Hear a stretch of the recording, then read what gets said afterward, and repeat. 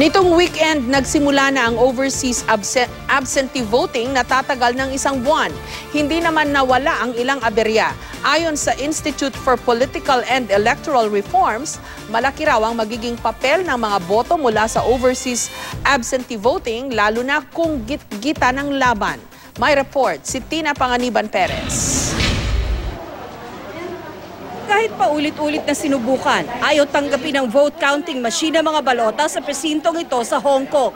Isinara tuloy ang presinto at inilipat na lang ang mga botante nito sa ibang presinto. Sa Dubai naman, may mga Pilipino nagsuot ng campaign t-shirt at namigay ng flyers sa labas ng presinto. Pinagsabihan sila ng konsuladong bawal ito. Ilan lang yan sa mga naranasang aberya sa isinasagawa ngayong overseas absentee voting na nagsimula na noong Sabado. Bagamat sa ibang lugar tulad ng Singapore, Malaysia, France at Italy, maayos naman ang botohan. Magtatagal ang botohan sa ibang bansa ng isang buwan o hanggang May 9, araw ng botohan dito sa bansa. Halos 1.4 million ang rehistradong overseas absentee voters ngayong eleksyon 2016. Ayon sa Institute for Political and Electoral Reforms, sa isang eleksyong gitlitan gaya ng eleksyon 2016, baka sa OAV magkatalo ang mga kandidato. Ano po bang impact nun sa totality ng eleksyon? Kung close fight, malaki.